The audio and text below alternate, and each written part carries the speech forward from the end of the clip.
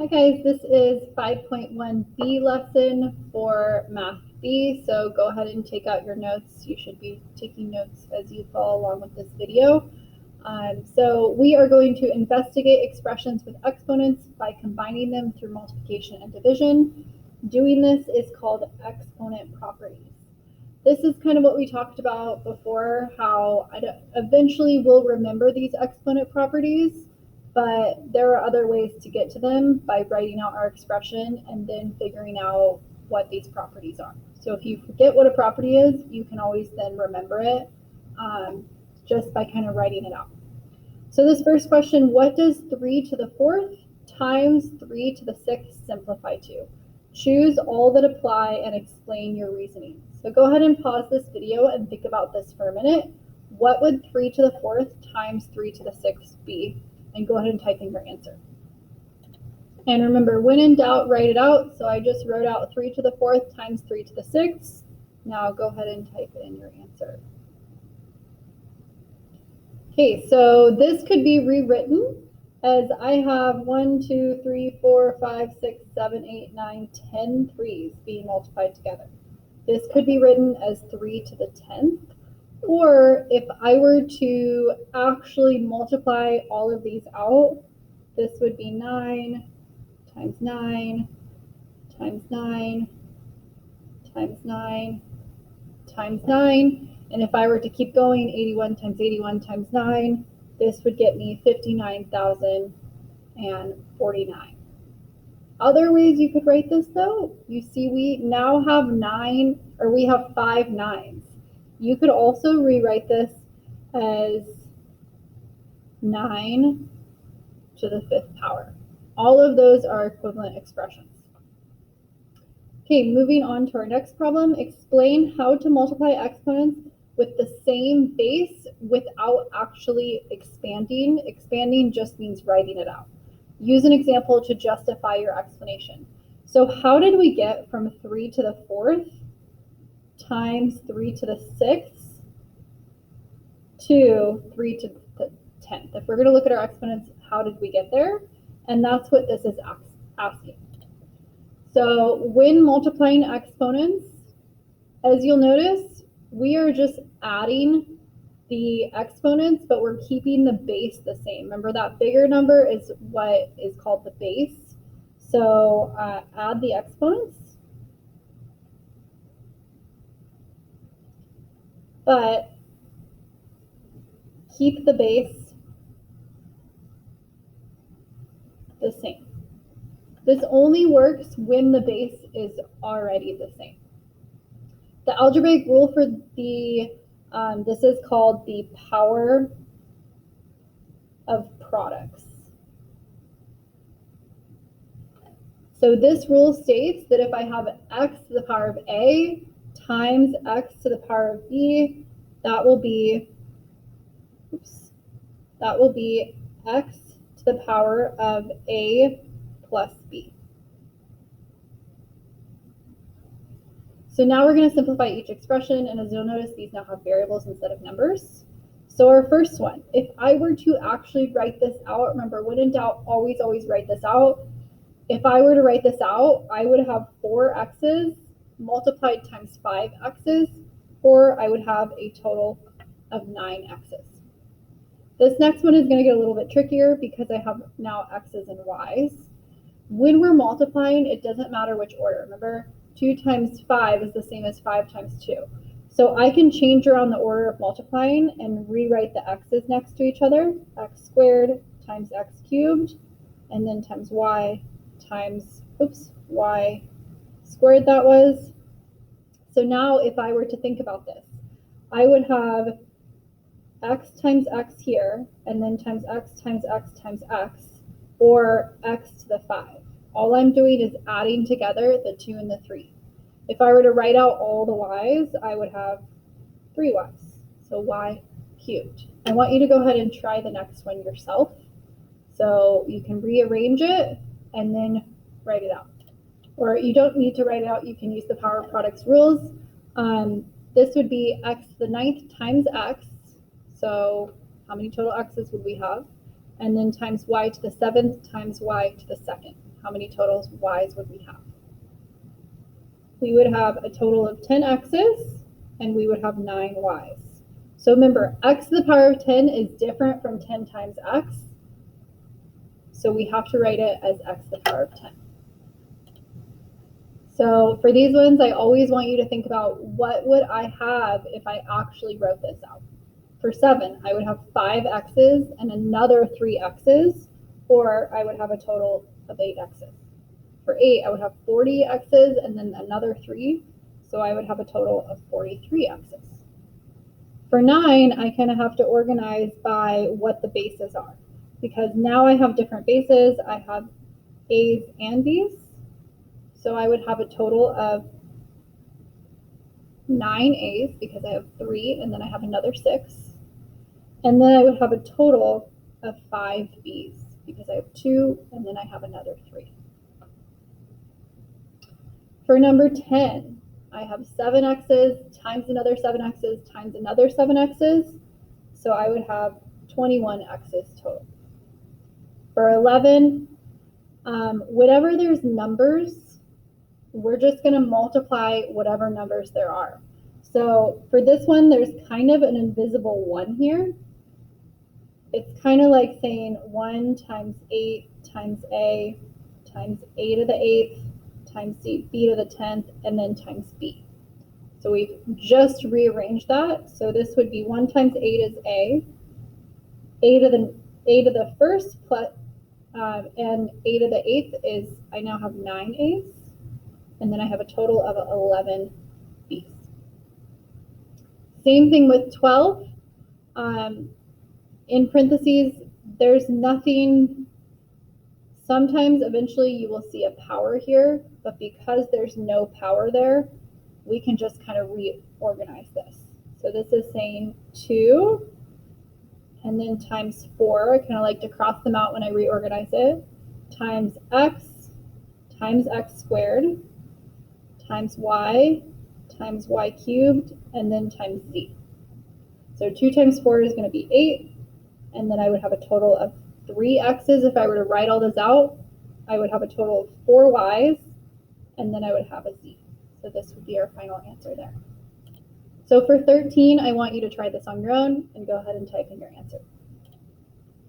Think about, if you were to write this out, how many y's would you actually have?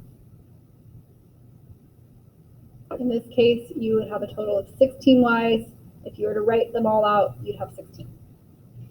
For 14, now you'll see a negative and a negative. So again, this is kind of like saying -1 here, and then multiplied times this other -1 here, and then multiplied times a squared times b, and then times b to the 5th. So negative times a negative is just going to cancel out and be a +1. You could write that. You don't have to write that. You would have a total of 3 a's and 6 b's. So you could write it like that, or you could write just a cubed b to the 6th. Go ahead and try 15 on your own. The first thing you should be doing is rearranging these numbers. So 2 times 3 times 5 times x to the 15th times x, and then times x to the 5th. When you multiply that all out, what would you get? Okay, so 2 times 3 would be 6 times 5, and then I would have 15, and then when there's not an exponent there, it's basically like saying there's a 1 there. So 15, and then plus 1 more is 16, plus 5 more is 21, and then 6 times 5 is just 30. So 30x to the power of 21 would be our answer. So now 16, what does 3 to the 6th over 3 to the 2nd simplify to? Choose all that apply and explain your reasoning. I want you to pause and think about, what could this possibly equal? It could be more than one answer. And then bonus question, how could you rewrite this in a way that's different than 3 to the power of something? Can you think of a way? If I write this out, I have 6 3's on top and 2 on the bottom. Anything divided by itself will cancel. So then I just have 4 3s left, and they're on the top. So one of our answers could be 3 to the 4th. 3 to the 4th is 3 times 3 times 3 times 3 times 3. I could also simplify that, and I could rewrite it as 9 to the 2nd. That's equivalent. And 9 to the 2nd, 9 times 9, also equal to 81.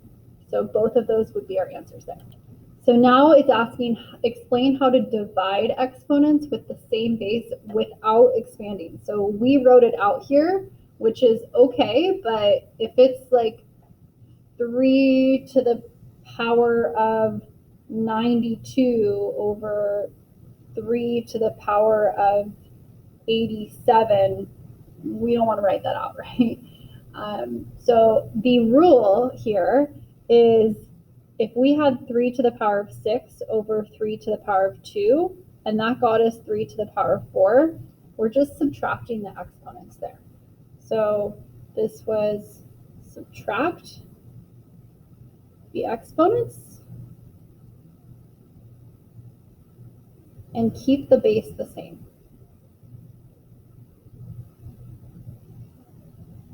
We can only subtract the exponents if the base is already the same. So the algebraic rule for what we call this rule is called the quotient of powers. Quotient being dividing states that if A is larger than B, so if the number on top is larger than the number on the bottom as far as the exponents, then we are doing x to the power of A minus B.